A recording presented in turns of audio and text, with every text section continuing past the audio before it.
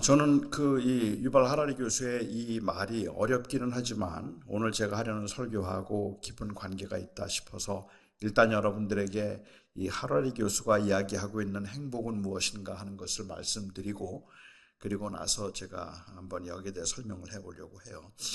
돈이 많으면 행복할까요? 성경은 마른 빵 한 조각만 있고도 화목한 것이 온 집안에 고기와 생선이 가득하고도 다투는 것보다 더 낫다고 그렇게 이야기를 했습니다. 돈이 많아서 행복한 건 아니란 얘기겠죠. 그리스도인들은 특별히 돈이 많으면 행복하다는 그 말에 동의하지 않을 겁니다. 하지만 그럼에도 불구하고 돈은 하나도 중요하지 않고 그냥 마음만 편안하면 된다는 이 말에도 문제가 있습니다. 마른 떡 한 조각 가지고도 편안할 수 있다면, 화목할 수 있다면 좋겠지만, 그렇지만 사실은 우리를 굉장히 힘들게 만들고 어렵게 만드는 것들이, 그리고 걱정과 다툼의 원인이 되는 것이 돈인 경우들이 의외로 많기 때문에 그렇습니다. 특별히 이 교인들의 경우에 있어서는 정말로 먹고 살기가 너무 힘들고 그리고 버거운데 자꾸 자족하라고 말하고 범사에 감사하고 기뻐하라고 말하면 그렇게 감사하거나 기뻐할 수 없는 그 자신의 모습, 오히려 원망과 불평이 자꾸만 꿈틀거리는 그러한 자신의 모습이 너무 믿음이 없는 것처럼 보여서 때로는 불필요한 죄책감에 힘들어하는 경우도 있습니다. 성숙한 신앙은 마치 열악한 환경, 어떠한 상황에 있더라도 늘 불평하지 않고 원망하지 않고 항상 감사하며 사는 것, 그리고 그 마음의 평안함을 유지하는 것, 이것이 신앙의 성숙이라고 사람들은 생각하기 때문에 그렇죠.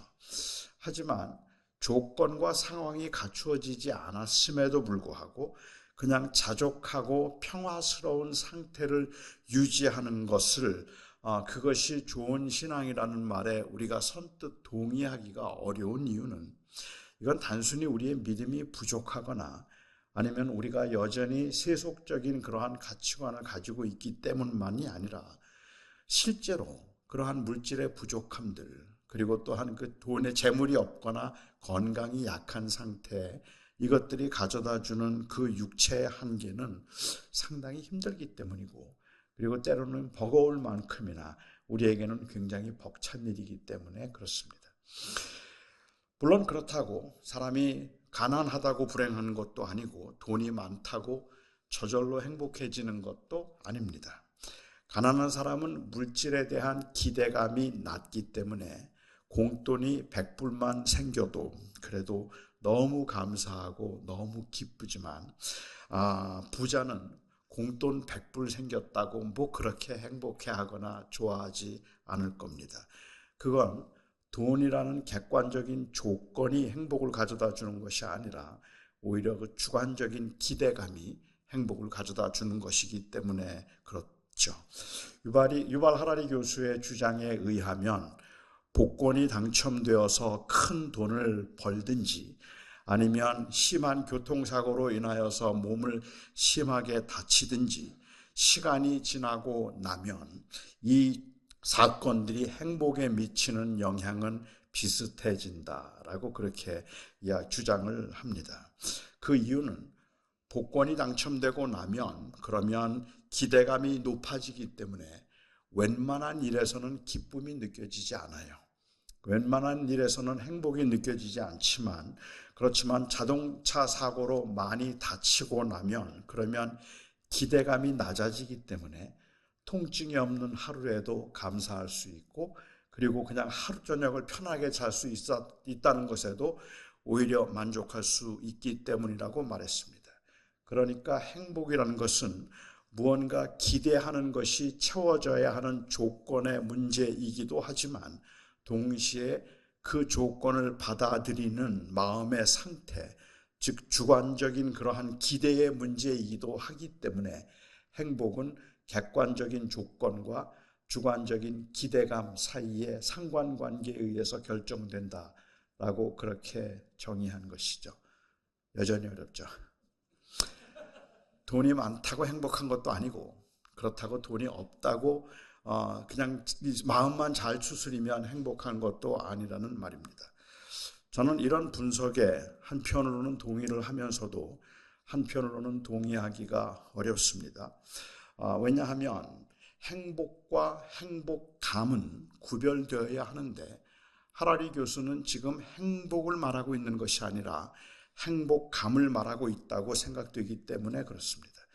조금은 위험한 발언이다 싶기는 하지만, 이 향정신성 약물을 가지고 신경을 자극하고, 그래서 도파민이나 옥시토닌과 같은 그러한 화학 물질의 상승만으로도 사람들은 행복감을 느낄 수는 있습니다. 그렇게 해도 얼마든지 행복감을 느낄 수는 있겠죠. 행복감이 그저 쾌락적인 감각이나 아니면은 마음의 심리적인 상태를 가리킨다면 행복감을 느끼기 때문에 그 사람이 행복하다고 말할 수는 없을 겁니다. 반대로 행복감을 느끼지 못하고 있기 때문에 그 사람은 불행한 사람이라고 말할 수도 없습니다. 마약을 하면서 느끼는 행복감, 누구도 원하지 않는 그러한 감각이겠지만, 그때 느끼는 쾌감과 복권이 당첨되었을 때 느끼는 쾌감이 생물학적으로 같은 것이라면 단순히 행복감을 느끼는 것, 그것은 우리가 추구할 바가 아니라는 말입니다. 또한 반대로 행복감을 느끼지 못하기 때문에 우리가 불행하다고 생각하지도 말아야 하는 거죠. 제가 오늘 여러분들에게 이 말씀을 드리는 이유가 있다면, 우리가 신앙생활을 하면서 종종 이런 감각을 행복 혹은 성숙 혹은 이것을 믿음이라고 여기는 것 아닐까 싶기 때문에 그렇습니다. 큰 소리를 지르면서 열광을 하고 기도를 하고 찬양을 부리면서 그런 느끼는 어떤 만족감, 이런 것들은 차치하고라도 어떤 그 객관적인 조건에 대한 기대치를 낮춤으로 인하여서 만족감을 느끼도록 만드는 심리적 최면 현상이 종교에는 있다는 말입니다. 그래서 그것을 가지고 마치 좋은 신앙인 것처럼 그렇게 말하는 경우도 있다는 거죠. 남편에게 매를 맞고 사는 부인이 그 현실을 피하지 않고 도대체 어떻게 행복할 수 있겠습니까? 이틀에 한 번씩 맞다가 사흘 동안 매를 맞지 않았다는 데서 오는 안도감, 그것을 행복, 그것을 평안이라고 불러도 괜찮겠습니까? 지난주에는 매 맞은 자리가 너무 아파서 한잠도 잘 수 없었는데 그래도 이번 주에는 잠을 잘 수 있었다는 것에 감사한다고 말하는 최저의 기대치에서 오는 이 위로감, 이런 것들을 우리가 신앙이라고 불러도 괜찮겠냐는 말입니다. 하루에 한 끼 해결하기도 어려워서 정말 가난하고 배고프게 살던 사람이 따뜻한 밥상을 대하면서 재벌도 부럽지 않다고 너무너무 감사하고 감격하는 그 모습을, 저런 게 바로 인생의 행복이고 저런 게 바로 신앙의 위대한 힘이라고 그렇게 말해도 괜찮은가 말입니다. 그렇게 감사하고 그렇게 감격하는 그 사람이 매일 따뜻한 밥상을 대할 수 있다면 아마 한 달도 지나지 않아서 그 따뜻한 밥상에 아무런 느낌도 없을 뿐만 아니라 감사한 마음이 생기지 않을 거고, 그러면 사람들은 배은망덕한 인간이고 은혜를 잊어버린 인간이라고 또 야단을 칠 텐데 과연 그것이 가능하겠는가라는 말입니다. 기대치가 사람이 높아지게 되면 그러면 웬만한 일에는 우리가 감동하지 않죠. 처음에는 작은 것에도 감사할 수 있었지만 우리가 살아가면서 점점 그 누리는 것들이 많아지게 되면 그러면 우리는 작은 일에 감사하기가 어려워지는데, 그런데 작은 일에도 감사할 수 있는 그것이 정말 신앙의 힘이라면 단순히 그 감사하고 있는 마음의 상태를 신앙이라고 부를 수는 없겠다는 게 제가 드리고 싶은 말씀입니다. 그래서 오늘 저는 이 말씀을 나누면서 행복과 행복감은 구별되어야 된다고 생각했습니다. 사람들이 간간히 느낄 수 있을지 모르는 그 행복감 때문에 행복감을 느끼기 위해서 그들에게 기대치를 낮추고 범사에 감사하라고, 고난과 어려움 중에도 감사하라고 말하거나, 아니면 지금은 고난 중에 살고 있지만 하나님께서 그 이 복을 주셔서 아브라함처럼 부자가 되고 요셉처럼 총리가 될 것이라고 막연한 것에 기대감을 두고 사는 것, 이것을 우리가 신앙이라고 부른다면 저는 성경은 그것을 신앙이라고 부르지 않는다고 생각한단 말이죠.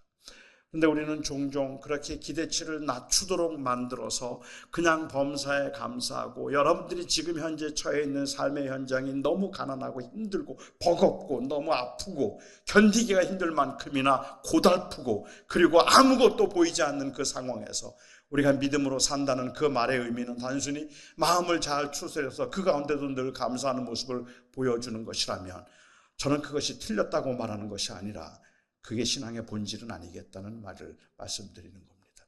때로는 그게 너무 버겁고 힘들어서 너무 억울해서 그냥 가슴을 칠 만큼이나 분노하고 있는 그 모습도 저는 당연할 수 있겠다고 생각하고 받아들여야 되겠다는 생각을 한다는 말이죠. 복을 구하는 기도, 내적인 평안을 추구하는 모습 필요하죠. 그리고 때로는 불가피한 것일 수도 있음을 인정하겠지만 이것은 그냥 행복감에 관한 이야기일 뿐일 겁니다. 행복에 관한 이야기는 아니죠. 고난 중에도 즐거워하라고 말하고 환난 중에도 환난을 통해서 하나님의 영광을 즐거워하게 된다고 바울이 말하고 있는 것은 그냥 행복감을 느끼는 것을 소중하고 필요한 것으로 여기는 것이 아니라 진정한 행복에 관한 이야기를 하고 있다고 볼 수 있겠어요. 성경이 가르치는 전제는 명백합니다. 성경이 말하고 있는 대전제는 명백한데, 인간은 행복감을 느낀다 할지라도 인간은 처음부터 행복하지 않습니다. 인간은 행복할 수 없습니다. 인간은 불행합니다. 그것이 성경이 말하고 있는 대전제라고 말할 수 있어요. 행복감을 느껴도 인간은 행복하지 않습니다. 인간의 결국은 죽음이기 때문이고 그 죽음 이후에 오는 심판이기 때문에 인간은 행복할 수 없다는 말입니다. 행복해지기 위해서 열심히 돈을 모으고 120살까지 건강하게 살겠다고 몸 조절, 건강을 관리하고 그야말로 최선을 다해서 성실하게 살아가지만 그것이 가져다 주는 것은 일시적인 행복감일 뿐이고 결국은 불행합니다. 죽음 때문에 그런 것이죠. 여러분들이 어떤 일을 하든지, it doesn't matter how much you make a year. It doesn't matter what college you went to. It doesn't matter how gorgeous house you live in. We are talking about the feeling of happiness. 사람은 궁극적으로 불행해요. 아무리 돈을 많이 벌어도, 아무리 좋은 대학을 나와도 그래도 인간은 여전히 불행할 수밖에 없죠. 가난하고 버겁게 사는 사람만 불행한 것이 아니라 부자도 불행하고 권력 있는 사람도 불행하고 건강한 사람도 불행합니다. 행복감을 아무리 느끼며 살려고 몸부림을 쳐도 인간은 결국은 불행합니다. 인간이 가지고 있는 일시적인 소망은 바로 이 행복감으로라도 만족할 수 없을 만큼이나 절망적인 것이죠. 그런데 이 행복감은 마약을 해도 느끼고 그리고 성적 쾌감에서도 느끼고 박사학위를 받았을 때도 느낍니다. 하지만 그래서 인간이 행복한 것이 아니기 때문에 행복감을 느낀다고 느낄 수 있는 방법은 다양하겠지만 그 행복감에 안주하는 것은 인간이 불행한다는 것, 절망적이라는 것을 인정했을 때뿐이라고 저는 생각합니다. 한 고등학생이 게임 중독에 빠졌어요. 그래서 게임에 아주 푹 빠져있던 이 학생이 있었는데 제가 한번 상담을 한 적이 있었습니다. 그때 그 친구가 저에게 그렇게 말해요. 자기의 소원이 있다면 40까지 게임만 하다가 40세에 죽는 거래요. 40살까지 그냥 먹을 거 주면 내가 원하는 대로 마음대로 게임하다가 그리고 40살에 죽으면 그게 자기는 자기는 아무런 다른 원함이 없다고 그렇게 이야기해요. 부모가 그를 설득하면서 그래도 좋은 대학에 가야 좋은 자리를 얻을 수 있고 좋은 대학 졸업하고 그리고 좋은 직장을 가지면 좋은 집에서 살 수 있고 그리고 건강하게 행복하게 살 수 있을 것이라고 그렇게 이야기를 했어요. 그 아이가 했던 첫 마디, I don't want it. I feel happy only when I play game. 나는 게임할 때가 제일 행복하기 때문에 그러니까 그냥 나를 내버려 두면 나는 게임하다가 죽고 싶다고 그렇게 얘기를 하는데 그 아들에게 아니 그래도 너는 행복하려면 돈 벌어야 돼. 행복하려면 좋은 집 가야 돼. 라는 말이 무슨 의미가 있을까요? 그렇게 해서 느끼는 행복감이 then so what? 결국은 인간을 불행하게 만드는 것은 죽음이에요. 죽음 때문에 인간은 절망적이고 인간을 불행하게 만드는 것이죠.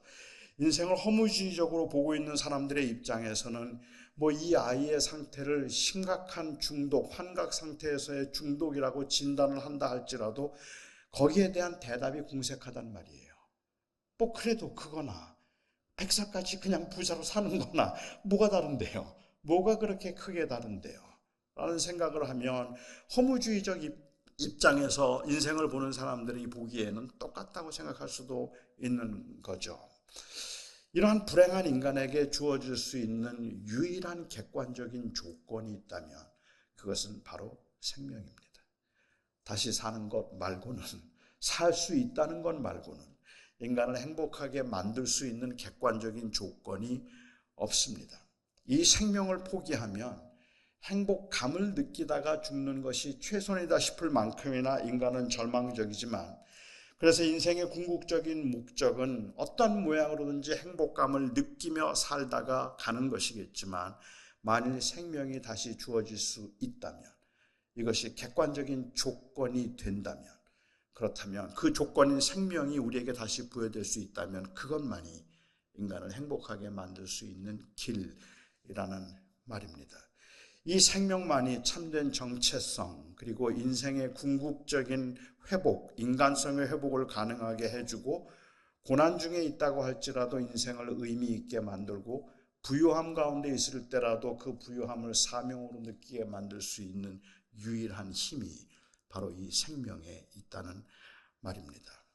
바로 그 결과 때문에 우리는 그 결과를 가능하게 하신 하나님의 사랑 때문에 감히 사람들은 예수 한 분이면 이제 됐다고 말하는 것도 그것도 바로 그 그리스도께서 우리에게 주실 수 있는 행복감 때문이죠. 사도 바울은 이 말을 가리켜서 우리가 믿음으로 말미암아 하나님의 의롭다함을 받음으로 말미암아서 예수 그리스도로 말미암아서 누리게 된 하나님과의 화평, peace, shalom이라고 말하고 있습니다. 바울이 말하는 의롭게 되었다, 구원을 받았다, 하나님과 화목하게 되었다, 은혜에 들어가게 되었다, 이 말이 결국은 다 구원을 받았다는 말이잖아요. 구원을 받았다는 말은 단순히 죽어서 천국에 가게 되었다는 그러한 의미로 이해할 수도 있습니다. 사실은 어쩌면 그렇게 종말론조차도 개인적인 만족을 위한 일종의 사유화 현상 때문에 천국에 들어간다는 말을 많은 사람들은 고생 끝, 눈물 끝, 그리고 환난과 고난의 끝 정도로 이해를 하는 경우도 있습니다. 그렇게 이해를 하다 보니까 사람들은 천국에 가면 뭘 할까가 제일 궁금하잖아요. 천국 가면 뭘 하고 살까요? 여러분 천국 가면 뭐 하고 살 것 같으세요? 천국 가서도 똑같이 예배한다면 너무 지루할 것 같지 않으세요? 한 500년만 하다가 나머지는 그냥 내가 하고 싶은 거 다 한다면 몰라도 뭐 다 하고 싶은 것도 뭐예요 또 그것도 뭐겠어요. 천국 가면 뭘 하지? 라는 생각도 할 수 있을 것 같아요. 그래서 어떤 분들은 믿음 생활을 잘한 사람들은 천국 갔더니 리무진을 타고 그리고 믿음 생활을 잘 안 한 사람들은 천국 가서 이 대중교통을 이용하더라. 그런 말도 하고 천국 가서 고급 아주 좋은 집에서 살고 영원히 그렇게 살더라고 얘기하는데 이게 영원히 사는 것의 문제가 아니라 삶의 퀄리티를 놓고 이야기하면 그게 별로 의미가 없어 보인다는 말이죠. 이렇게까지 허황된 이야기를 하지는 않지만은 천국 가면 하루에 5번씩 아주 질 좋은 예배 퀄리티 있는 예배를 드리게 될 것이고 매일 맛있는 음식을 먹으면서 정말로 항상 기쁨과 즐거움을 누리며 살게 될 것이라고 이야기하지만 제가 보기에는 그건 역시 또 행복함 이야기인 것 같다는 거예요. 그렇게 해서 천국이 그렇게 좋을 것이라고 이야기한다면 글쎄요, 잘 모르겠습니다. 이러한 기대가 확신이 있다면 우리가 천국 가면 그래서 우리가 누리게 될 거야 라고 생각하면 아마 여기 있는 많은 청년들의 경우에 있어서는 이미 그 자체에 벌써 실증이 날지도 몰라요. 재미가 없어요. 아닙니까? 재밌습니까? 천국 가서 영원히 똑같은 걸 반복한다면, 물론 날마다 새로울 것이니까 다르겠다고 이야기를 하지만, 저는 그것이 진정으로 우리가 생각하고 있는 참된 행복일까라고 생각하면, 저는 그 종말론적으로 천국 가면 무엇을 할 수 있을까라는 천국에 관한 이야기조차도 지극히 사유화시켜버리고 개인적으로만 생각을 하고 있는, 행복감에 관한 이야기만 하고 있는 것 같아서 아쉽다는 말입니다. 구원이 무엇인가? 사도 바울은 5장에서 시작하면서 언급한 대로 구원이라는 것은 하나님과 화목하게 되는 것이다 라고 그렇게 이야기를 하고 있어요. 사도 요한은 이것을 다시 하나님의 자녀가 되는 권세를 얻는 것이라고 표현을 했죠. 그러니까 구원이라는 것은 결국은 회복을 의미하는 것일 겁니다. 잃어버린 바 되어서 절망 중에 살던 사람들이 하나님의 자녀가 되는 권세가 회복되고, 거역했던 자가 다시 하나님께로 돌아와서 하나님 자녀들 안에 완성된 하나님의 주권이 온전히 회복되는 것, 그것이 바로 구원이라고 말하는 겁니다. 그리스도 안에서 하나님의 백성들의 그리스도의 주권이 회복되었지만, 그리스도께서 이 땅에 오실 때까지, 그래서 모든 피조물이 인정할 때까지는 이 땅에 사는 우리들에게는 여전히 그 주권의 회복이 경험되지 못하더라도 우리는 천국에 들어갔을 때 그때는 하나님의 주권이 온전히 회복될 것이기 때문에 결국은 인간의 인간됨을 회복한다는 말의 의미, 우리가 구원을 받았다는 말의 의미는 천국 가서 우리는 얼마나 즐겁고 행복하게 살 것인가에 관한 이야기를 하고 있는 것이 아니라, 우리가 영원토록 하나님이 우리를 창조하신 대로 우리는 천국에서 하나님을 온전히 영화롭게 할 것이며, 그를 영화롭게 할 것이며, 또한 그의 영광이 온전히 드러나는 것을 인하여서 모든 피조물들은 그것을 인하여 기뻐하고 즐거워하게 될 것이다. 이게 바로 구원의 상태라는 말입니다. 그러니까 구원의 상태는 하나님의 하나님 되심을 인정하는 데서부터 비롯되는 것이지, 내가 어떻게 느끼고 즐기는가에 의해서 결정되는 것이 아니라는 말이에요. 여러분들이 구원을 받았다는 그 말의 의미는, 이건 단순히 천국 가서 이제는 매일 잠만 자고 맛있는 것만 먹고 재미있고 행복하게 살 것이라는 단순히 그런 상태 회복을 이야기하는 것이 아니라, 여기에서는 우리가 이제는 다시 인간됨을 회복함으로 천국에서는 그리스도의 주권과 왕되심을 온전하게 드러나게 될 것이라는 말이죠. 안 들렸나요? 어디서부터 다시 해야 되는 거죠?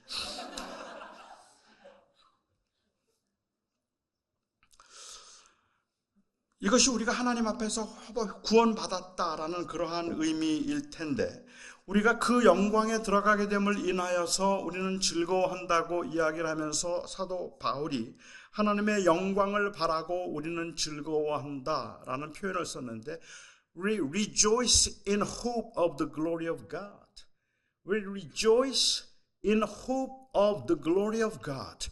그게 우리가 즐거워하는 거예요. 이 땅에 사는 동안에도 그 그리스도의 영광을 즐거워하는 것이죠. 그 영광에 대한 소망 때문에, 다시 말하면 그리스도의 영광이 온전히 회복될 것에 대한 소망 때문에 우리는 즐거워하는 것이라는 말입니다. 여기 소망이라는 것은 결국은 그날 거기에 가면 하나님의 주권이 회복될 것이라는 말이에요. 하나님의 나라가 온전히 이루어지게 될 것이며, 모든 인간과 모든 피조물들은 하나님의 하나님 되심을 위해서 찬양하고 그로 인하여서 기뻐하게 될 것이라는 것, 그게 바로 천국에서의 구원받은 사람들의 상태라는 말입니다. 이것이 우리에게 주어질 온전한 생명이라는 말이죠. 그래서 우리는 이 상태에 들어가지 않은 그 우리의 모습들은, 인간은 궁극적으로 불행할 수밖에 없으면, 인간 스스로가 자기가 행복해지기 위해서 하나님을 떠나서 행복해지려고 함으로 인하여서 인간은 점점 더 불행에 빠지게 되었기 때문에 그런 거 아니겠습니까? 아담과 하와가 선악과를 먹었어요. 그리고 하나님 앞에 범죄했습니다. 저는 이 사건에 대해서도 너무 많은 오해가 있다고 생각을 해요. 성경에서 모든 사람들이 죄인이라고 이야기를 할 때 모든 사람이 죄인이라는 말의 의미는 사람 누구나 다 죄를 조금씩은 짓고 산다는 그러한 의미가 단순히 아니라고 저는 생각합니다. 물론 우리가 죄인됨의 결과로 인해서 우리 중에 죄인 아닌 사람은 아무도 없죠. 모두가 다 죄를 조금씩 짓죠. 하지만 모든 사람이 죄인이라는 이 말이 가지고 있는 그 의미는 단순히 누구나 다 거짓말을 조금씩은 할 것이고, 누구나 다 야동을 본 적이 있을 것이고, 누구나 다 남의 것에 욕심을 부린 적이 있으니까 다 죄인이다, 단순히 그러한 이야기를 하고 있는 게 아닙니다. 성경이 모든 사람이 죄인이라고 말할 때 그 말의 의미는 You are eternally doomed. You are hopeless. You are meaningless. 의미가 없다는 뜻이에요. 아무리 부자가 돼도, 아무리 잘 살아도 당신은 소용없습니다. 당신은 죄인입니다. 그냥 끝났습니다. 그 뜻이에요. 그렇기 때문에 모든 사람이 죄인이라는 이 말을 우리가 이야기할 때 이건 마치 뭘 잘못했다는 어떤 행동을 이야기하는 것이 아니라 하나님과의 관계를 이야기하고 있는 그 문제로 봐야 된다는 거죠. 저는 제가 고등학생 때 주님을 처음 믿었어요. 예수님을 영접하고 난 다음에 고등학교 2학년 때 목사가 되겠다고 헌신을 했는데 저희 부모님은 교회 근처도 가보신 적이 없습니다. 저희 아버님을 제가 전도해야 되겠다는 생각을 좀 했어요. 한 3개월 기도한 것 같아요. 저희 아버님 전도하려고. 아버님을 전도하기 위해서 열심히 제가 기도를 하고, 그리고 하루 날을 정해서 드디어 저희 아버님에게 전도를 했죠. 그런데 그 당시 고등학생이 전도를 잘하겠습니까? 그냥 처음 한 말이 아버지 저하고 같이 교회 다니시면 좋겠어요. 그 정도였어요. 아버지 저하고 같이 교회 다니세요. 다니면 좋겠어요. 그러자 저희 아버님이 필요 없다 그러시더라고요. 난 교회 같은 거 필요 없다. 그래서 제가 저희 아버님에게 아니에요 아버지. 모든 사람은 다 죄인이기 때문에 예수님 믿고 그 죄사함을 받고 천국에 가야 돼요. 아버지도 저와 함께 예수님 믿고 죄사함 받고 천국 가면 좋겠어요. 라고 말씀을 드렸습니다. 그러니까 저희 아버님이 내가 무슨 죄를 지었냐 그러시는 거예요. 내가 무슨 죄인이냐. 그 말씀을 딱 듣는 순간 제 마음속에 저희 아버지가 죄인인 것을 증명해야 할 거룩한 사명이 느껴졌죠. 그래서 저는 저희 아버지가 죄인인 것을 증명하기 위해서 아버지 혹시 잊으셨는지 모르겠는데 제가 초등학교 5학년 때 아버지 약주 잡수고 들어오셔서 자고 있는 나를 발길로 찾던 거 기억나세요? 아버지 엄마하고 싸우고 엄마한테 손찌검 하려고 한 건 내가 본 적 있는데 아버지 그런 적 없으세요? 아버지는 살면서 거짓말을 한 번도 안 하셨어요? 아버지는 남의 물건에 욕심을 낸 적 없으세요? 저는 그날 무지 맞았습니다. 세상에 이렇게 무례한 자식이 어디 있어요.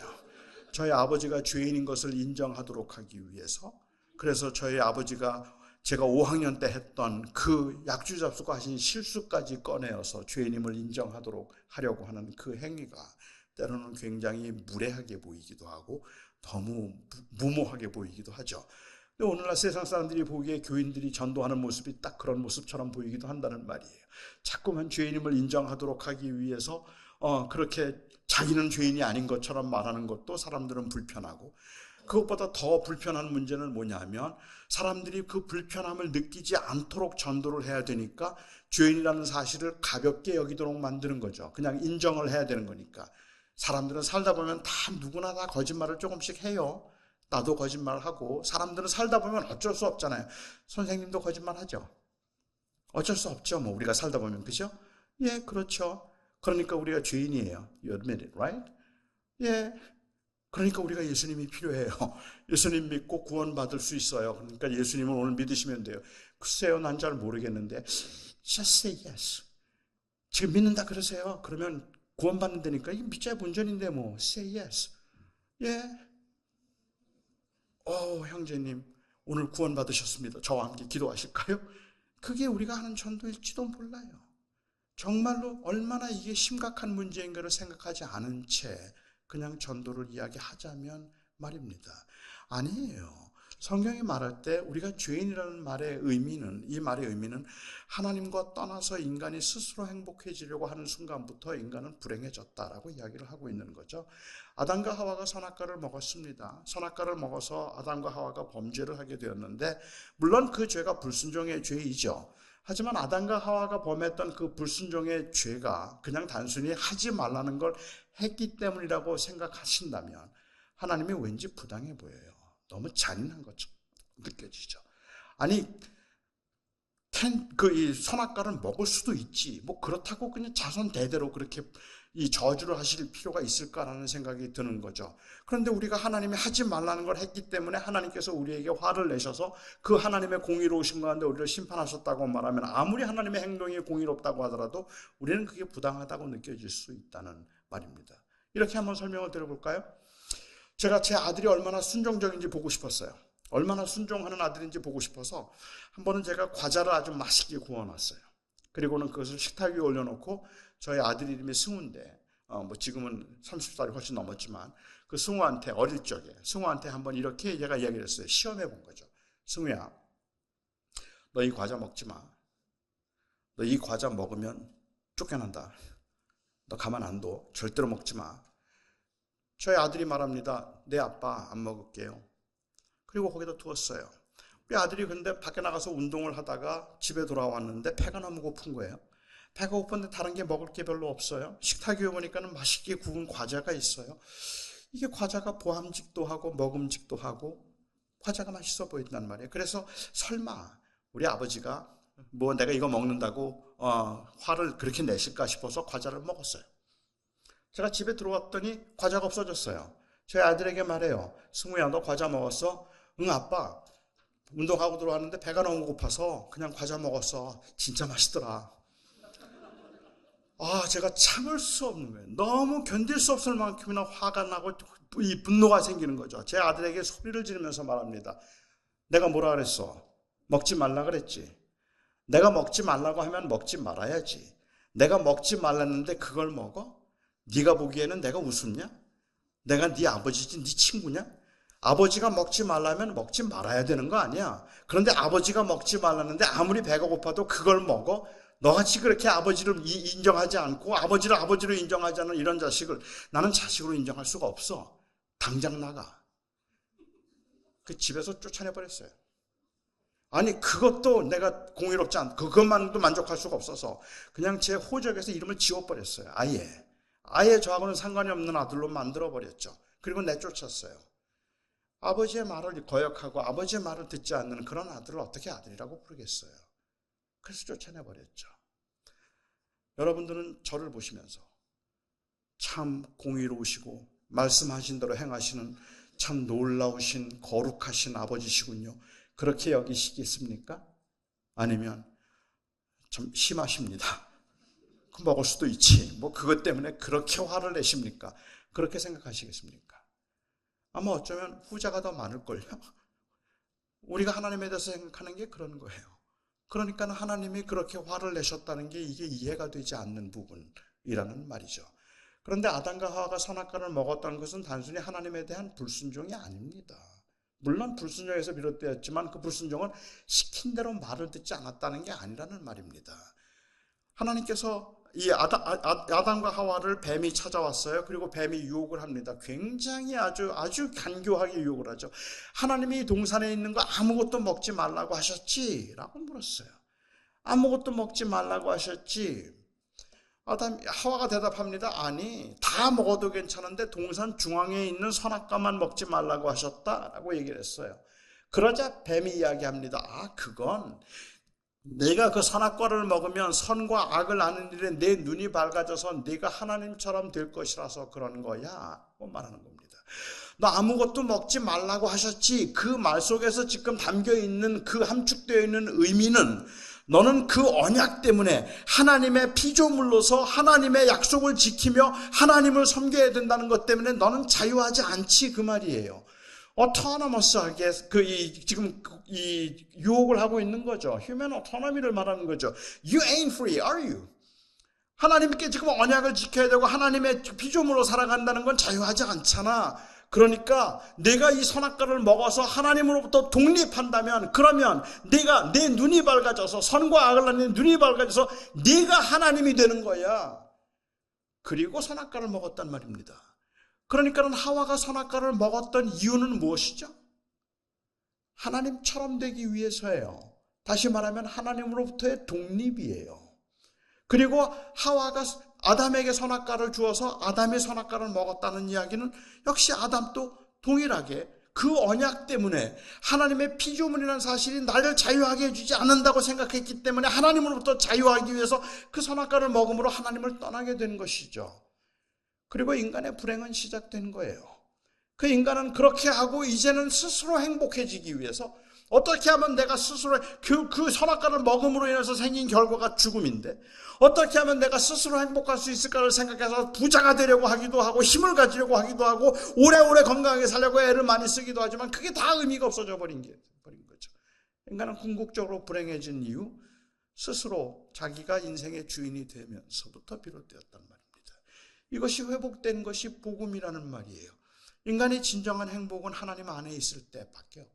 하나님께서 주시는 생명 안에서만 인간은 행복한데 이것을 우리가 스스로 받을 수 없기 때문에 그리스도께서 우리를 위해서 십자가에 죽으심으로 이제 우리가 바로 그 생명을 누리게 만들어 주신 것이죠. 그래서 우리가 구원을 받았다는 말은 이제 우리가 구원을 받음으로 영원한 하늘나라에서 우리가 누리게 될 그 하나님의 주권, 하나님의 섭리, 그리고 하나님의 하나님 되심을 찬양하고 높이는 그 일들을 이제 이 땅에 사는 동안에도 우리는 그 일을 할 수 있게 되었다는 말을 하고 있는 겁니다. 이게 바로 구원받은 성도들에게서 보여지는 그러한 삶의 모습이라는 말이죠. 만일 그렇다면 우리가 하나님의 다스림을 인정하고 영원한 그 나라에서 그 하나님의 다스림을 누리고 살아갈 것이라면 이 땅에 우리가 살아가는 동안에 그 그리스도인으로서 하나님의 다스리심을 인정하며 감사함으로 기뻐하고 참된 평화를 누리며 살아가는데 가장 큰 장애가 되는 것이 있다면 처음 시작할 때, 죄가 시작될 때부터 가졌던 바로 자기중심성일 겁니다. 내가 주인이 되는 거죠. 여전히 나는 내가 주인이 되고 싶은, 내가 최고가 되고 싶고 내가 그래서 인정을 받고 싶은 그러한 마음이 크기 때문에 저는 이 자기중심성에서 비롯된 이 비교가 지금 현재 인생을 불행하게 만들고 있는, 다시 말하면 샬롬이 없는, 히브리어에서는 반대말, 샬롬의 반대말이 엔샬롬이에요. 평화가 없다는 뜻인데 지금 이 시대를 엔샬롬의 시대로 만들어낸 것은 그것은 바로 그 비교에 의해서 자기 중심성에서부터 비롯된 비교라고 생각을 합니다. 인간 불만의 대부분은 행복감조차 느끼지 못하는 이 인간 그 불만의 대부분은 사실은 현장에서 경험하는 불편함보다는 오히려 비교에서 비롯되는 경우들이 더 많습니다. 사실 저는 요즘에 점점 더 걷는 게 좀 더 불편해져요. 서 있는 것도 조금 불편하고 걷는 것도 뭐 불편해요. 그런데 제가 서 있는 것도 불편하고 걷는 것도 불편하고 뭐 계단을 오르는 것도 불편하고 점점 더 불편해지기는 하지만 사실 제가 살아가는데 정말로 불편한 건 잘 못 걷는다는 게 아니에요. 제가 살아가는데 제일 불편한 게 뭔지 아세요? 그건 제가 날지 못한다는 거예요. 제가 날 수 있으면 저는 너무 모든 게 다 편리해질 것 같아요. 날 수만 있으면. 그런데 저는 제가 잘 걷지 못한다는 덜 불편한 것으로 인하여서는 불행감을 느껴도 날지 못하는 사실 때문에 저는 불행하다는 생각을 해본 적이 없어요. 제가 잘 걷지 못하는 장애를 가지고 있다는 것 때문에 우울해지기도 하고 실망하기도 하고 그것 때문에 제가 때로는 낙심하기도 하는 그러한 경우들은 지금도 경험하지만 제가 날지 못한다는 사실 때문에 그것 때문에 제가 불행하거나 우울하거나 아니면 슬퍼지는 경우는 없어요. 왜요?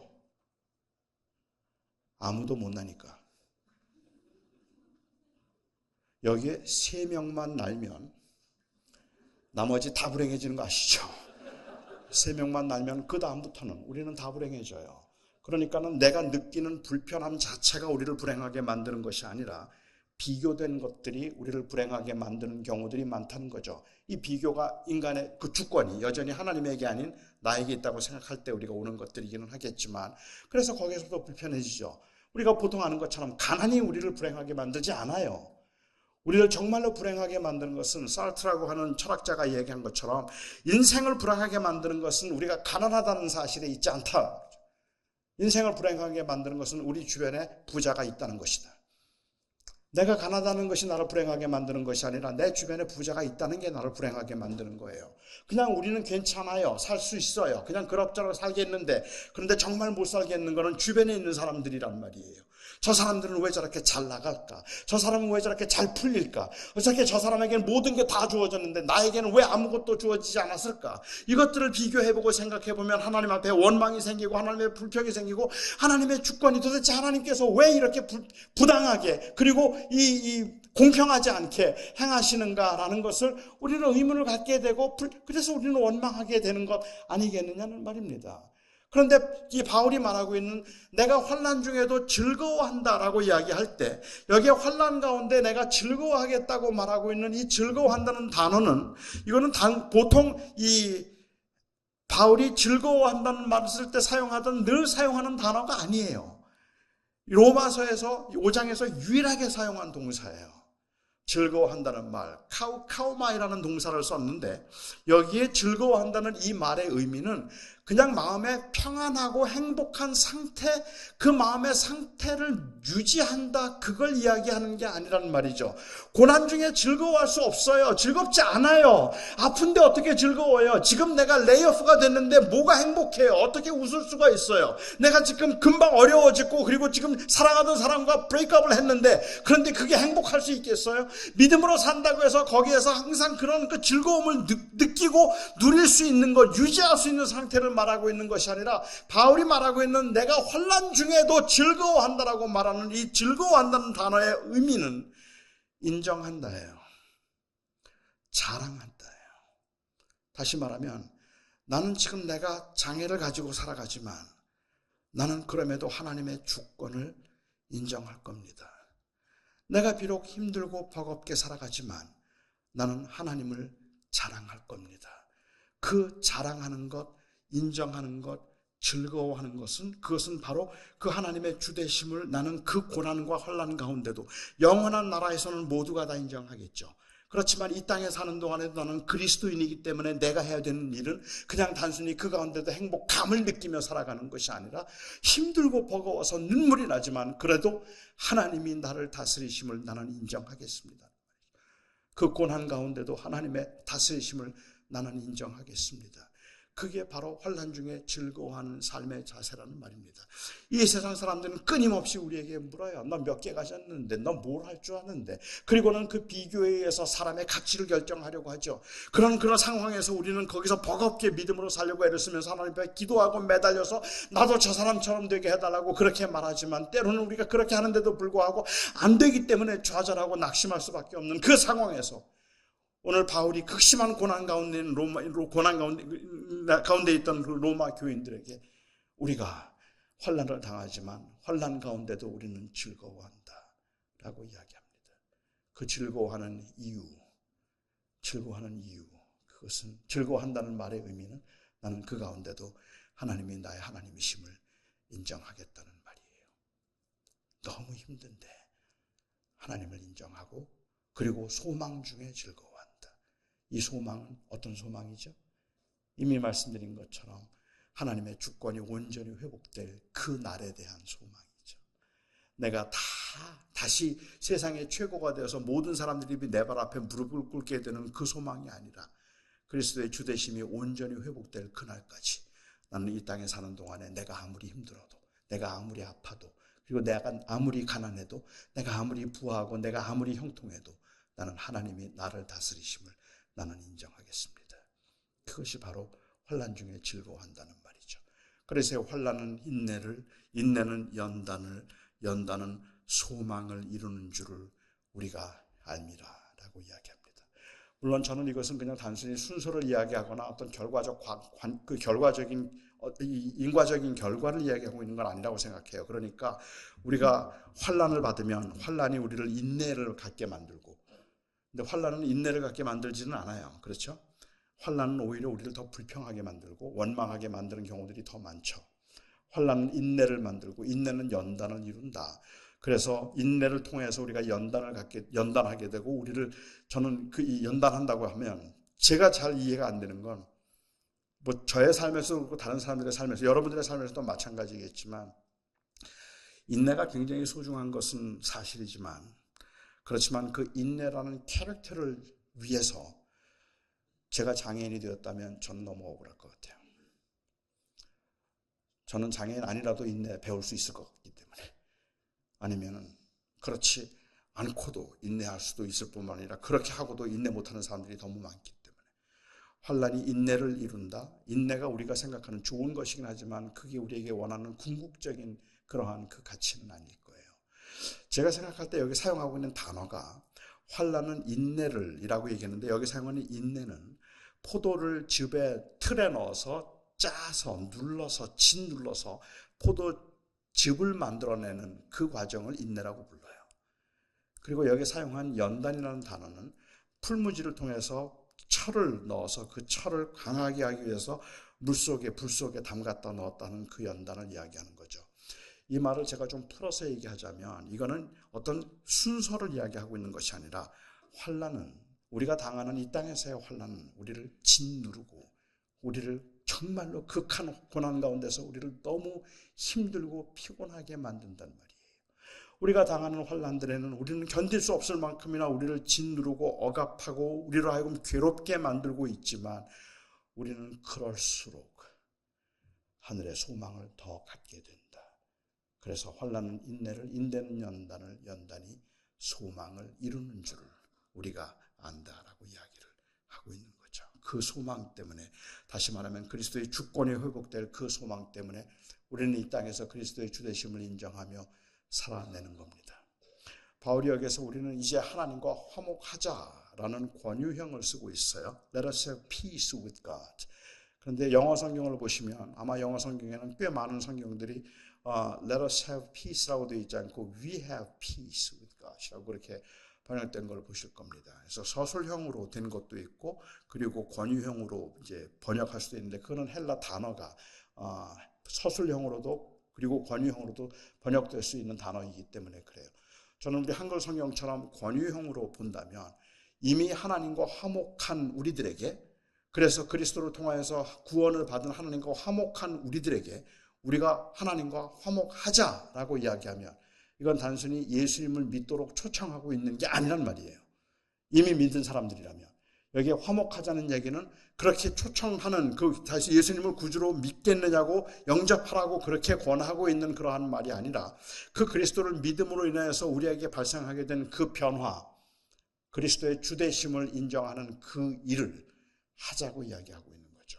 우리가 그 그리스도의 주되심을 인정하며 살아가자 하는 그 말을 하는 겁니다. 얼마나 힘든지 알지만, 얼마나 어려운지 알지만 이 부당하고 불공평한 세상을 살아가면서 모든 사람들이 행복을 행복함으로 이야기를 한다면 마치 조금이라도 더 많이 가져야 되고 조금이라도 더 건강해야만 행복할 것 같지만 그렇지 않은 상황에서, 열악한 상황에서 힘들고 버겁게 살아가는 사람들에게 있어서도 우리가 하나님과 화목하자고 이야기를 한다면 저는 그 말은 감히 그 상황에서도 우리는 하나님의 하나님 되심을 인정하자, 하나님이 나를 다스리신 주님이심을 인정하자라는 그 고백이라고 볼 수 있겠다 싶습니다.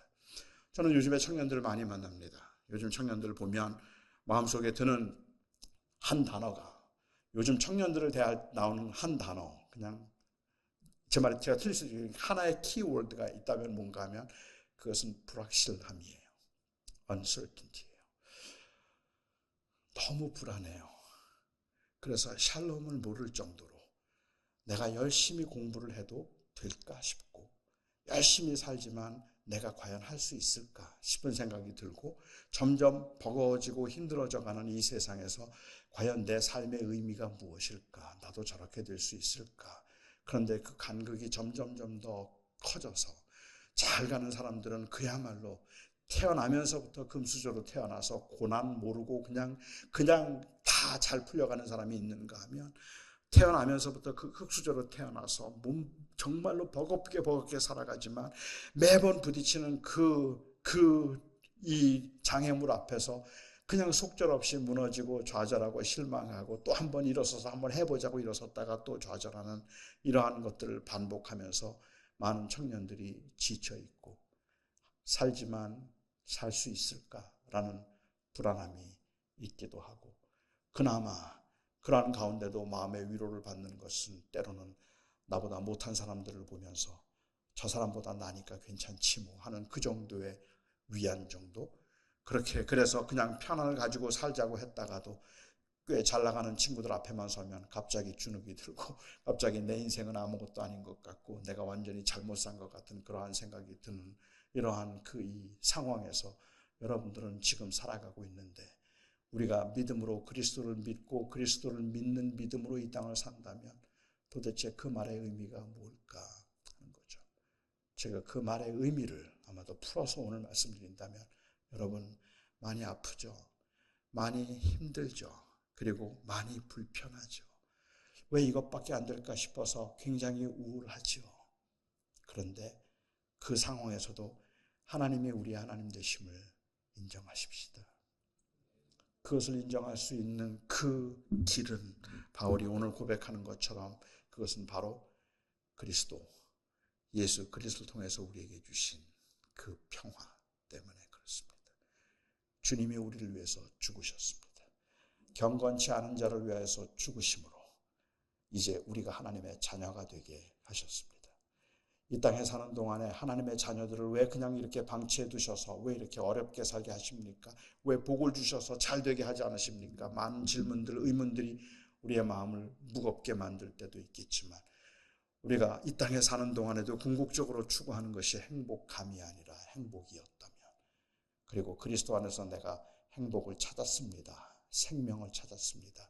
그 고백을 여러분들이 오늘 하실 수 있다면, 저는 그 고백의 끝에 지금 힘들고 어렵지만 주님, 저는 제 삶의 길에서 주님의 다스리심을 인정하렵니다. 자랑하렵니다. 즐거워하겠습니다. 그것 때문에 원망하지 않고 그것 때문에 불평하지 않을 겁니다. 이것은 단순히 종교의 심리적 상태, 그 평화로운 상태를 유지하려는 심리적 현상이 아니라 그리스도의 주되심을 인정함으로 인하여서 비롯되는 일들이라는 말입니다. 하나님의 샬롬, 엔샬롬의 시대에 모두가 다 치열한 경쟁 가운데 엔샬롬을 말하고 있는 이 시대에 우리 그리스도인들이 샬롬을 말할 수 있는 하나님이 나의 주님이 되심으로 나는 좋습니다. 샬롬이라고 말할 수 있는 여러분 될 수 있기를 바랍니다. 기도하죠. 잠깐 기도하는 시간을 좀 갖죠.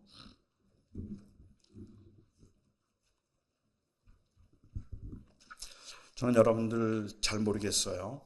하지만 아마 어쩌면 우리 여기 있는 청년들 중에도 화가 날 만큼 억울하고 인생이 참 안 풀린다 싶은 청년들 여기 아마 있겠다 싶어요. 나름대로 열심히 살았는데, 정말 열심히 살았는데, 그런데 너무 버거울 만큼 이제는 지쳤고 더 이상 아무 힘도 생기지 않고, 하나님 절 좀 도와주세요. 하나님 저에게 힘을 좀 주세요. 그렇게 기도했는데 그 기도조차 응답이 되지 않는 것 같아서, 그래서 하나님 앞에 약간은 섭섭한 마음을 가지고 믿음 생활을 하고 있는 분도 어쩌면 여기 있을지도 모르겠어요.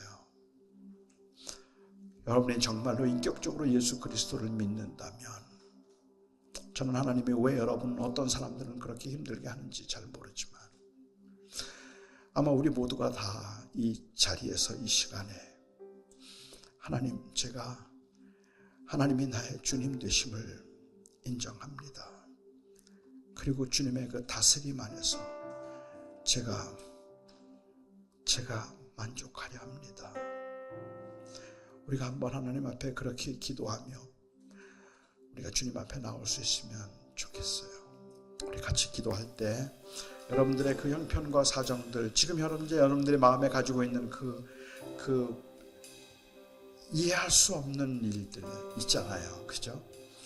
그리고 그 답답한 상황들 있잖아요.